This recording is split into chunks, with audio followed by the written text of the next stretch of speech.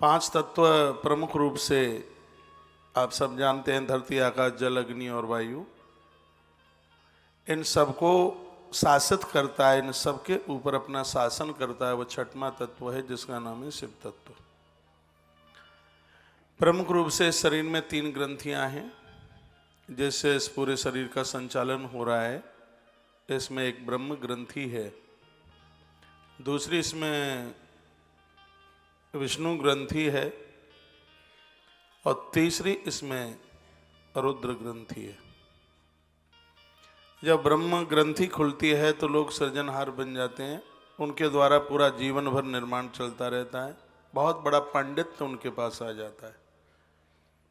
जब शरीर में ब्रह्म ग्रंथि खुलती है, और आपने से बहुत लोग देखे हैं, एक असंभव जैसा कार्य है वो संभव जैसा बिल्कुल उनके लिए लगता है। उन्होंने इतने निर्माण करा दिए हैं, इतना उन्होंने बहुत कुछ कर दिया, इतना बढ़िया उनके पास वो, जितने सुंदर शब्द हैं, इतना बढ़िया वह बोलते हैं।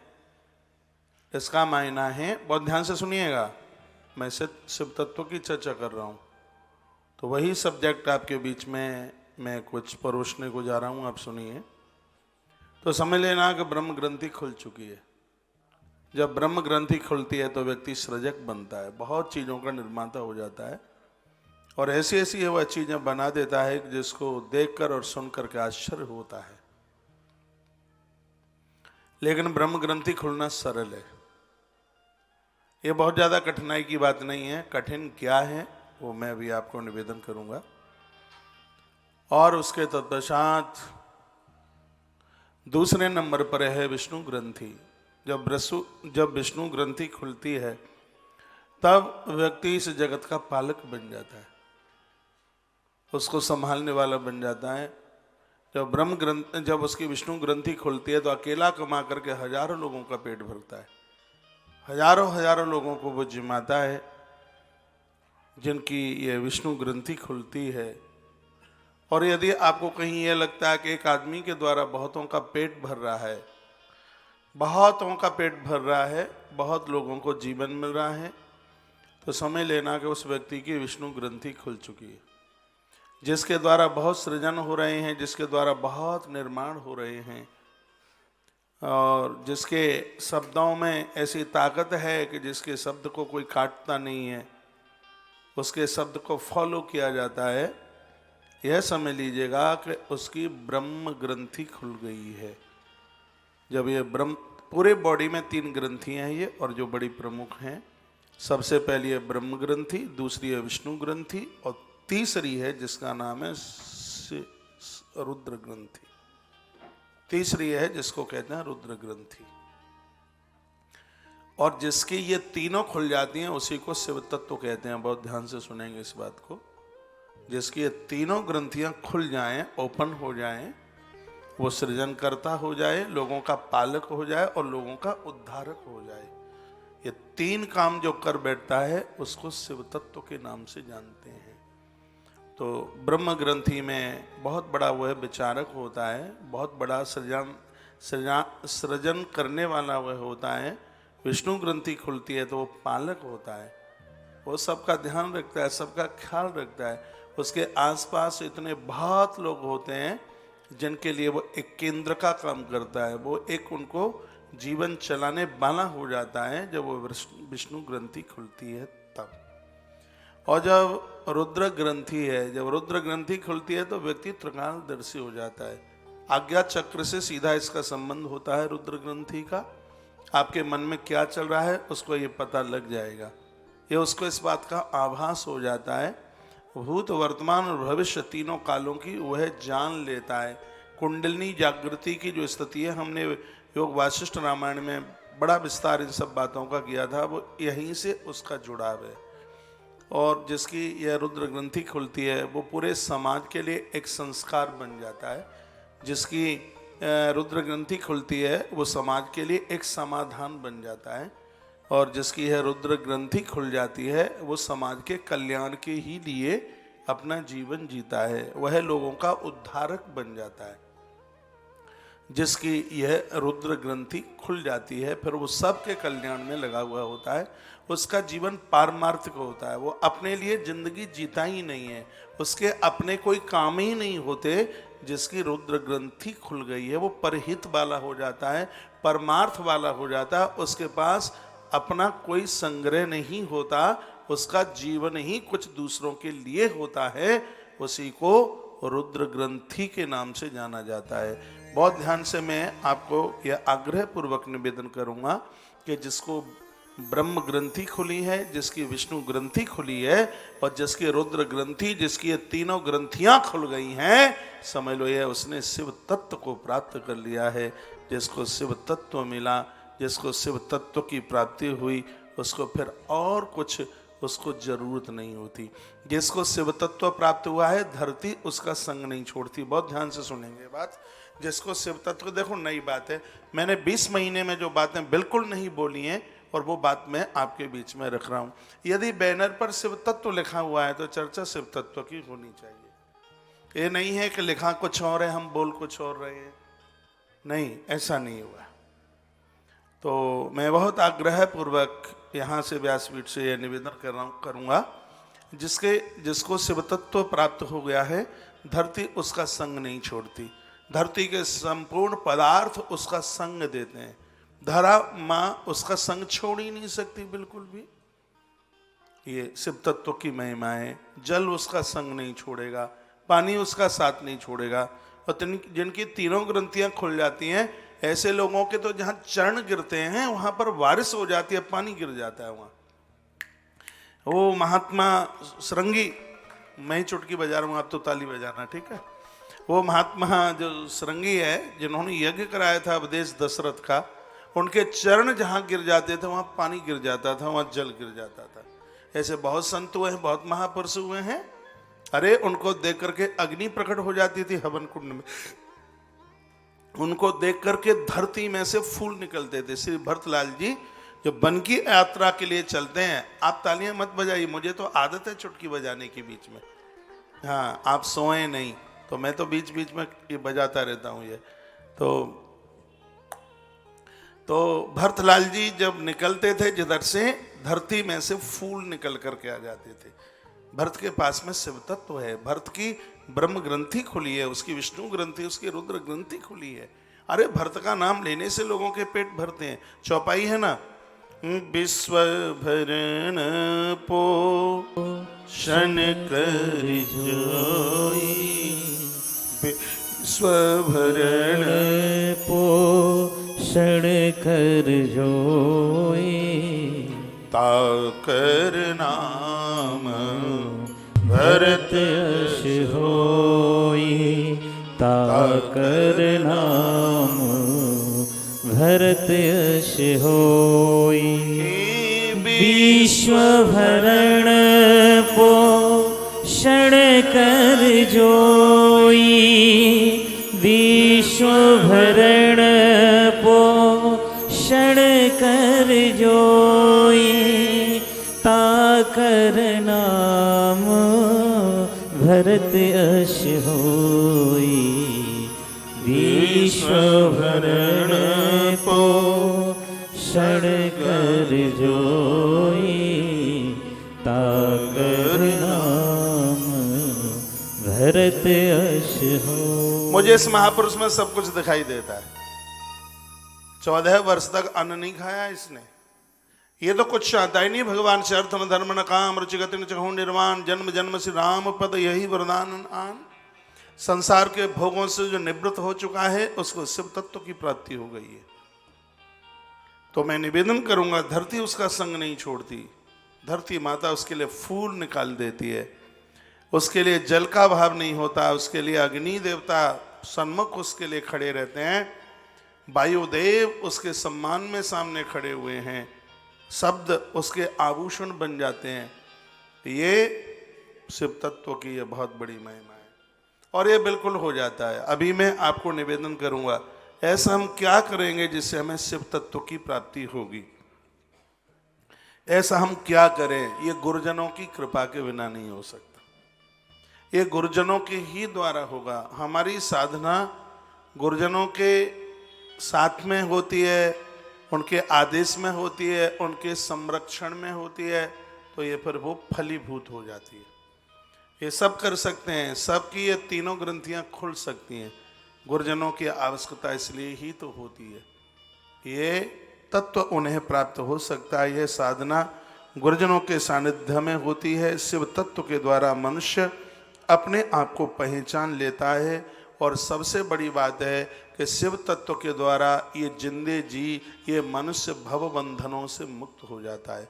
संसार में रहता हुआ वो संसार में फंसता नहीं है, घर में रहता हुआ वो घर में फंसता नहीं है। महात्मा जनक गृहस्थ में थे, परिवार में थे, लेकिन वह भव बंधन से बिल्कुल मुक्त थे। स्वयं शांति उनके यहाँ आके पैदा होती है। सीता माँ शांति है, शांति आकर के प्रकट होती है। उनके पास में शिव तत्व है। उनके पास ये शिव तत्व होगा कैसे प्राप्त, आज की वार्ता में मैं इस बात के ऊपर जोर दूंगा। सबसे पहले तो मैं ये कह रहा हूँ कि शिव तत्व के लिए मनुष्य को किसी जानकार तत्वदर्शी गुरु का संग करना चाहिए, और फिर वह अपने आप को पहचान लेगा तो वो भवबंधनों से मुक्त हो जाएगा। भगवान शिव की आराधना के बिना शिव तत्व की प्राप्ति नहीं हो सकती। शंकर के बिना तो अहंकार समाप्त नहीं होता, शंकर की कृपा के बिना अभिमान समाप्त नहीं होता, शंकर की कृपा के बिना लोभ समाप्त होता ही नहीं है। ऐसे महादेव हैं जिसकी तीसरी आंख खुलने से कामदेव जल करके राख होता है। ऐसे महादेव हैं जो रावण को जीतने का वरदान प्रभु श्री राम जी को देते हैं कि राम मेघनाद को, राम कुंभकर्ण को और रावण को कैसे जीतेंगे, ये प्रभु शंकर का आशीर्वाद है। इसलिए तो कल पूरे दिन में ये बात कहता रहा कि शिव साधना के बिना, शंकर के बिना काम चलेगा नहीं। शिव समान दाता नहीं, विपत बिना रनहार, लज्जा मेरी राखिए वर्दी के नंदी के असवार। शिव समान, शंकर के समान कोई देने वाला नहीं है। इसके यहाँ कपाट खुला हुआ होता है। इसकी कृपा के द्वारा ही तो श्रद्धा मिलती है, इसकी कृपा के द्वारा ही तो विश्वास मिलता है। शिव के बिना तो कुछ संभव नहीं है। गोस्वामी जी इतनी बड़ी रामायण लिखते हैं, भवानी शंकरु बंदे श्रद्धा विश्वास रूपेण याभ्याम बिना न पश्यन्ति। श्रद्धा सिद्धा स्वांतः इस्त ईश्वरम, ईश्वर ये ईश्वर है, ये इसके बिना पश्यन्ति हम कुछ देख नहीं पाएंगे, सुन नहीं पाएंगे, चख नहीं पाएंगे, बोल नहीं पाएंगे, इसके बिना हम चल नहीं पाएंगे। सबके आधार में तो ये है। इसकी कृपा के द्वारा ब्रह्म ग्रंथि, विष्णु ग्रंथि, रुद्र ग्रंथि, सबरी ग्रंथियां खुल जाती हैं। 36 प्रकार के तत्व हमारे उपनिषदों में, ग्रंथों में वर्णित किए। 36 प्रकार के तत्वों में यदि उनको कोई चलाने वाला है तो वह शिव तत्व ही है। शैव दर्शन बड़ा अच्छा ग्रंथ है, बढ़िया है। भगवान की कृपा से मैं परम वैष्णव हूँ, लेकिन वैष्णव लोगों को तो महादेव को मानना ही चाहिए, क्योंकि वैष्णवानाम यथा शंभु, शंकर से बढ़कर के कोई वैष्णव नहीं है जो रामकृष्ण को बहुत ज्यादा मानते हैं। रामकृष्ण को मानने वाले शिव द्रोही हैं। रामकृष्ण उनकी अर्चना पूजा कभी भी स्वीकार कर ही नहीं सकते।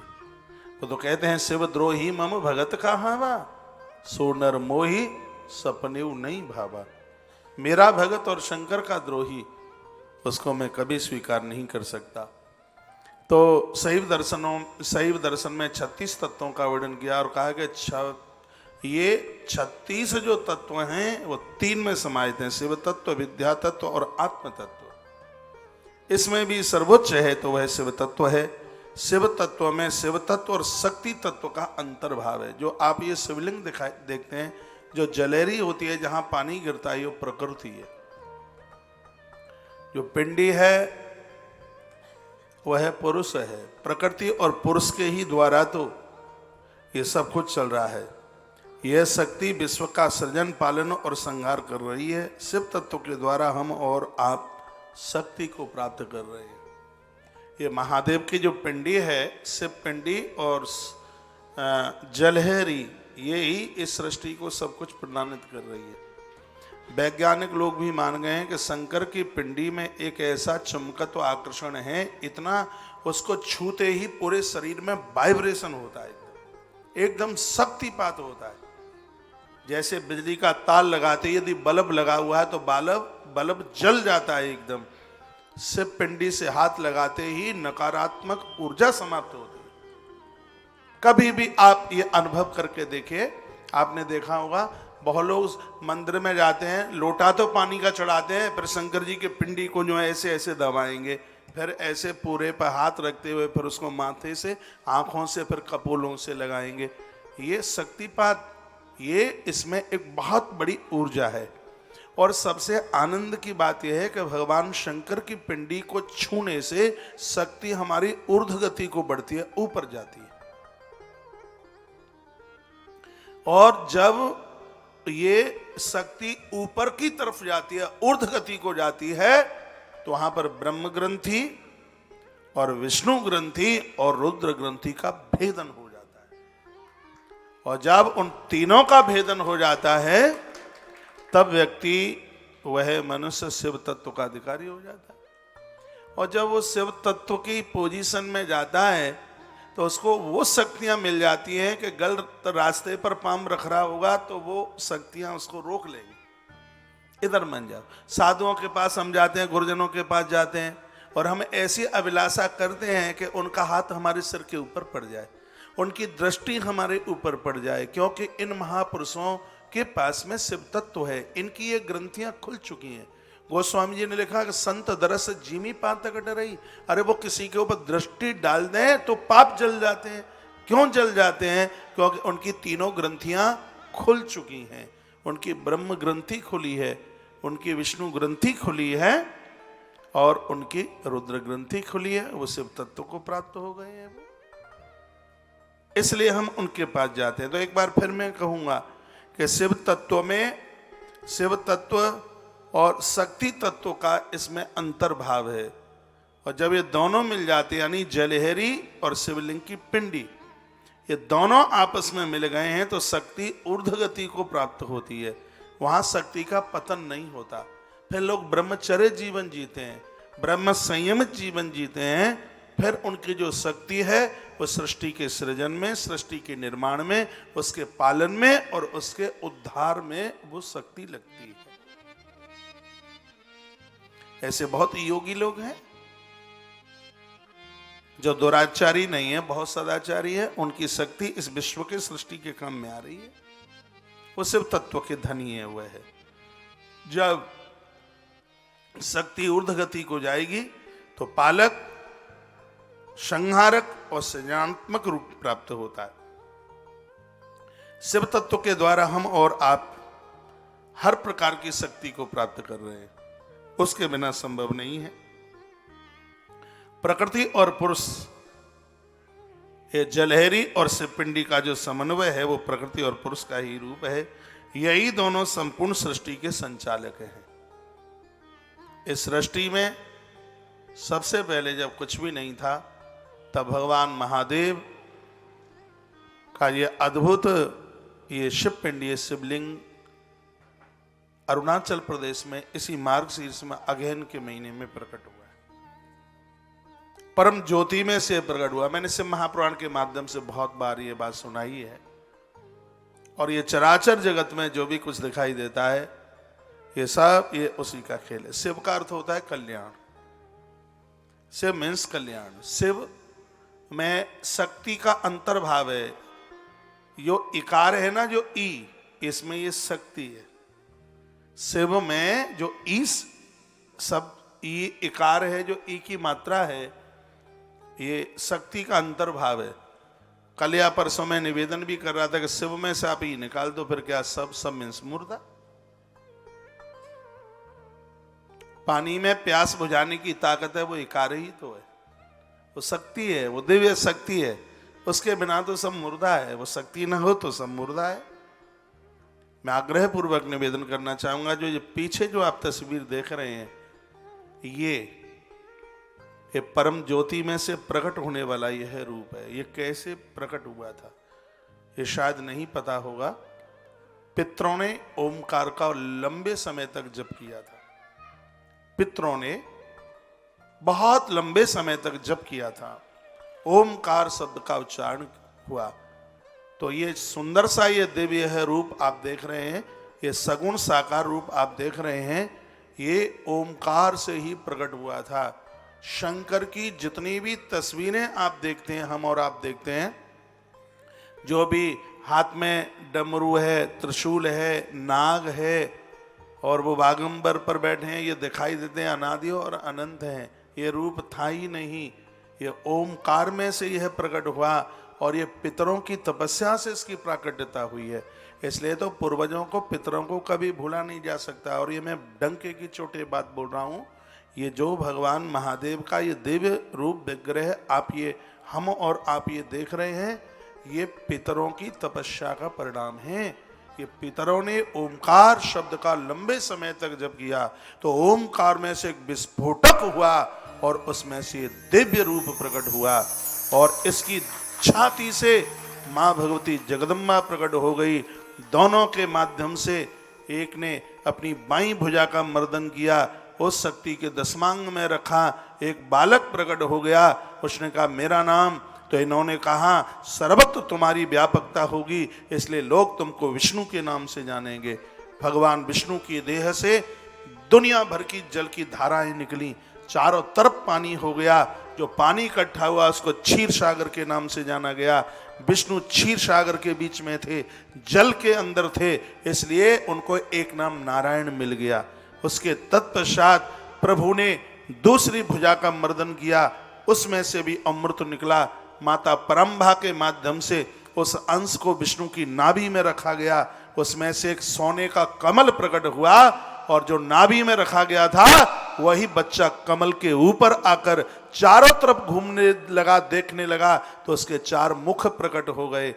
कहने लगा मैं कौन हूं, जिसने मुझे पैदा किया है मैं उसको जानना चाहता हूं। आकाशवाणी ने कहा तुम अपने मूल को जानना चाहते हो, इसलिए प्रकृति तुम्हारा नाम ब्रह्मा रखती है, उनका नाम ब्रह्मा हुआ। इन्होंने अपनी भ्रकुटी से एक ताकत को प्रकट कर दिया, उसी को रुद्र के नाम से जाना गया। हर शरीर में ये तीनों ग्रंथियां होती हैं, ब्रह्म ग्रंथि होती है ब्रह्मा की, विष्णु की ग्रंथि होती है और रुद्र की ग्रंथि होती है। इन तीनों के ऊपर जो शासन करता है वो ये शिव ग्रंथि होती है, इसके बिना कुछ चल ही नहीं सकता। ये अनादि है, ये अनंत है। वह लोग भटके हुए हैं, वो लोग भूल गए हैं, एक अज्ञान के दलदल में फंसे हुए हैं, जो ऐसे महादेव को, ऐसे शिव को जो भूले हुए हैं, जो मृत्यु से लेकर के जन्म तक का जो अधिकारी है, जिसके बिना मौत भी नहीं और जिसके बिना जन्म भी नहीं, ऐसे अनादि और अनंत ये महा सदाशिव हैं, इनके बिना कुछ भी संभव